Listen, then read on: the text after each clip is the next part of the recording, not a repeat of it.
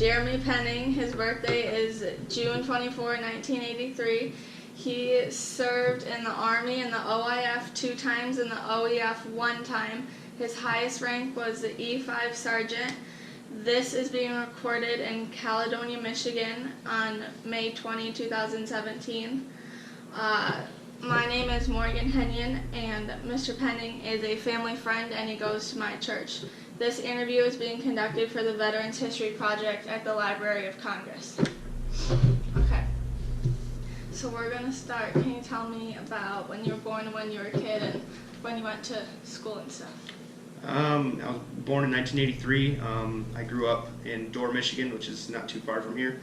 I had a pretty normal childhood. Parents were always together. 2 sisters, 1 brother. Normal kid stuff. Went outside, scraped up your knees. The only thing that I guess would be strange about us is we were homeschooled for like 7 years, and then I went back to high school. Never really got into trouble, or at least never got caught. And that's it. Okay. Did you ever have any other family members that served in the... Both of my grandfathers did. Okay, what did they serve in? One was in the Army Air Corps, Okay. and the other one was in the U.S. Army Military Police.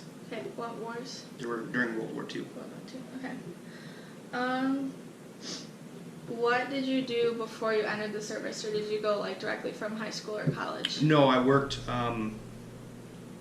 construction job and a couple other kind of dead-end jobs until I finally convinced myself that the Army was the best idea. Okay, how old are you?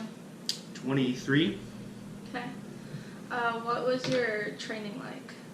I enjoyed training. It was, it's like going to school every day. Mm-hmm.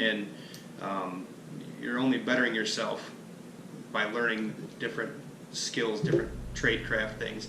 And it was always, in my mind, since I joined a time of war, it was just one more thing in my toolkit to keep myself alive. Okay.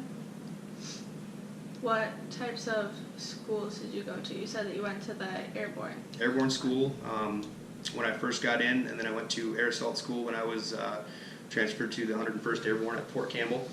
A lot of other schools, Combat Lifesaver, ammo handler course, so I was a battalion ammo handler when I was at Fort Campbell, and a lot of driving courses. The only thing I really wasn't allowed to drive in the Army was helicopters or tanks. Right. Everything else I had learned how to drive. A lot of gunnery things, learned how to shoot different weapon systems, stuff like that. Did you have any like specialized training besides the driving and stuff? Yes and no. Infantry training is a little bit different, where you train specifically for that job, but it's kind of a general job where you can do a lot of other jobs. So. And then why did you choose the Army? I chose the Army infantry. Yeah. Okay, why? I liked the mystique of doing a job that nobody else wanted to do. Okay. It's a hard job. You're really on the front lines, wherever you go. Mm-hmm.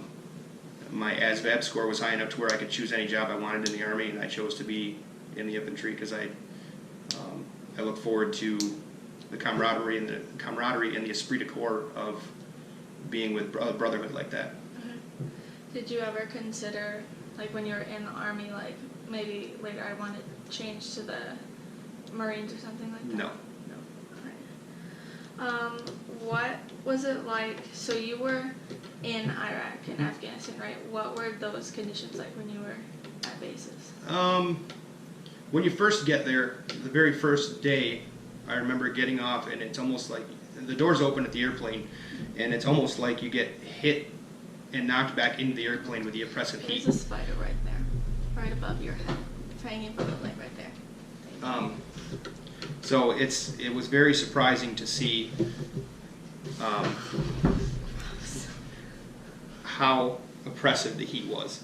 It was an adjustment. Other than that, it's the biggest impact it had on me was the cultural impact of the day-to-day life of how they operate, how their religion shapes their daily lives.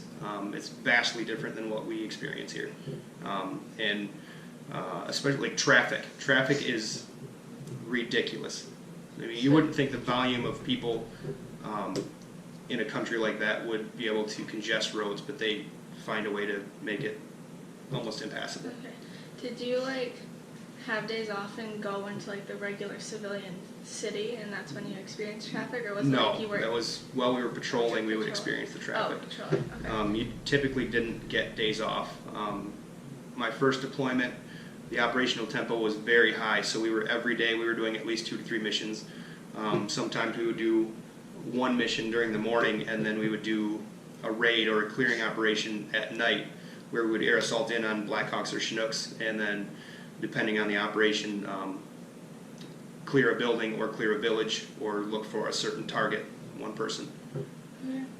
What were the people like part of the Al-Qaeda stuff that you were looking for? Yes, there was usually specific intel on one person or persons, and we would target them specifically rather than clearing a village, because that creates a lot of chaos. It's creates a lot of undue and unneeded strife and hardship between you and the populace, and you're only hurting yourself. I think, in my opinion, you're only hurting yourself when you interfere with their lives more than you need to. Yeah. Did you, when you went on these missions, was there like 10 of you or like 4 of you? It would depend on the missions, what the set would be. Typically, it would be like platoon size, so it would be 30 to 40 guys. But you would separate into we had a first and second section, or you would split up into squads, which we would get even smaller yet, where you had like 5 to 7 guys, and each squad or whatever unit you were in would do a different part of the mission. Or some guys would have a cordon on the outside of a house to make sure nobody got out, while another unit went through the house and cleared it, or whatever the mission dictated. Did you ever like lead a mission, or were you always under somebody else's command? No, my third deployment in Afghanistan, I was in charge of the battalion commander's personal security detail, so I was leading missions my whole third deployment, which was probably one of the most fulfilling things I've ever done in my life, but it was also very hard because the army that I was used to was the infantry army, which is kind of a good old boys club. It was, at the time, it was men only. Women weren't allowed in the combat arms. They are starting to integrate it now, but I was not used to working with females in the army, so it was very, I wouldn't say it was hard, it was just different. Yeah. Because I had a female commander that I had to answer to, which wasn't a bad thing, it was just different. You can't banter back and forth. Oh yeah. At least in my mind I couldn't, because I didn't want to be offensive. So that was the only hardship that I found during leading those missions. But other than that, I had 7 guys under my supervision, and planning missions, divvying up duties, things like that. That was very enjoyable for me. Okay. Were they the same 7 guys like every time, or did it get switched around? Between wars, you're talking, or like when you were leading the missions, you said that you had 7 guys. Was it like during that deployment they were the same guys? Okay. Yep. So when you were there, you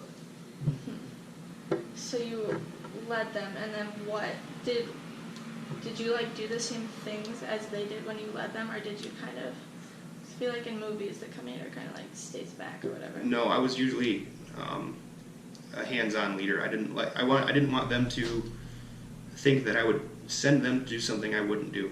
So I would always do something. If it was something new, I would be the first to try it, or I would be the first to do it, because it wasn't fair to them.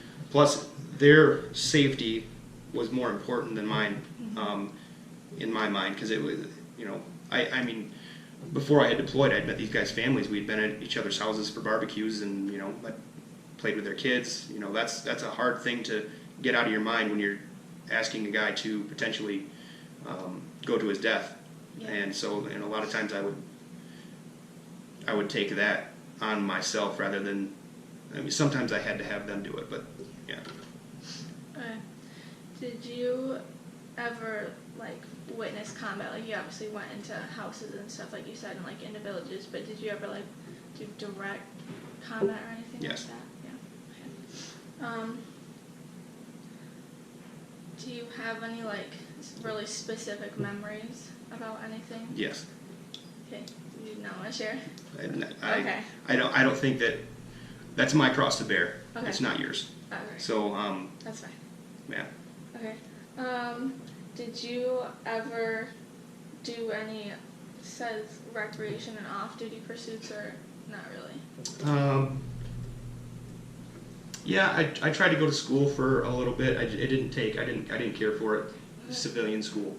I probably should try again, but that was never really a pursuit of mine. As far as off-duty activities, is that what you're asking? Yeah, it's just like, because we've heard stories, we've had like veterans come to school and say like, oh, well, when we had like this time off, then we like went and explored the country and like learned like other like fun things. Well, when I was stationed in Hawaii, we did a lot of hiking, a lot of exploring. We went to the beach quite a bit because they're in Hawaii. Why wouldn't you? Tennessee was kind of the same thing, but I had just gotten married, so that was a lot more. It was bonding time for her. We would go camping, do things like that, and then I would invite my squad over a lot, just to really cement that bond in, to where you're not just a guy you work with. The relationship is more deep than that. Okay. What did you do when you were in Hawaii and Tennessee? When I was in Hawaii, you kind of start off at the bottom, so I was just a grunt. I carried a big machine gun, and that was my job. As you move through the ranks, you get more responsibility, maybe a little bit less, or just a lot more responsibility, but maybe a little bit less of the nuts and bolts work of things, like filling sandbags. You don't do that as much because you're trying to look at the next 5 steps. I guess in Hawaii, I really learned how the Army worked. I had really great leadership, so it was easy for me to excel. Because I was at the beginning. Mm-hmm. So that was like in 2006. You started in Hawaii. No, well, yeah, in a way, that was my first duty station. But when I first joined in 2006, you have to go through basic training and then whatever schooling I had, which was airborne school for me. And Where was that? Airborne school, Yeah. Fort Benning, Georgia. Right. And then when I got to my unit, they had deployed a week prior. So I actually had to do a certain amount of integration into the unit, and then they deployed me 2 weeks after I had gotten to Hawaii. Where'd you go from Hawaii? To Iraq. Iraq, okay. So then did you go to Iraq and then you came back? Mm-hmm. And then when did you go to Tennessee? And then after that, Afghanistan, I'm assuming? Yes, yep. Okay. So why did you served for 5 years. Mm-hmm. How did you make the decision that it was time to come home? I got married. I became disenchanted with some of the leadership above me, and it became hard. It wasn't merit, it was who you knew. And that to me was too hard to take. I couldn't tell my guys that, this is a good idea, that this is what we should be doing. It was just hard to stomach seeing how when I first came in to when I got out, the seismic shift that it seemed to happen, and I was quite disenchanted. Plus, I was never a garrison soldier, which means that at Fort Campbell or Fort Benning, in the States, your uniform is pressed and you look, prim and proper. You get a haircut every week. I was always a deployment soldier because 2/3 of my time in the Army, almost 2/3, I was deployed. So that was the Army that I knew.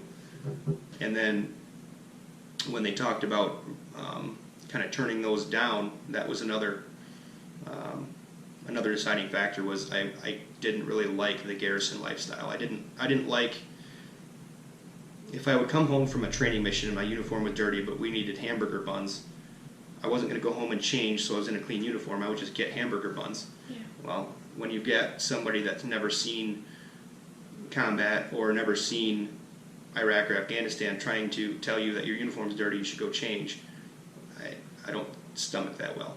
Yeah. It's not necessarily the right answer because they are in leadership above you, but I didn't tolerate that well. Okay. So, when you came home, what did you do after you came home? Like, did you find a job right away?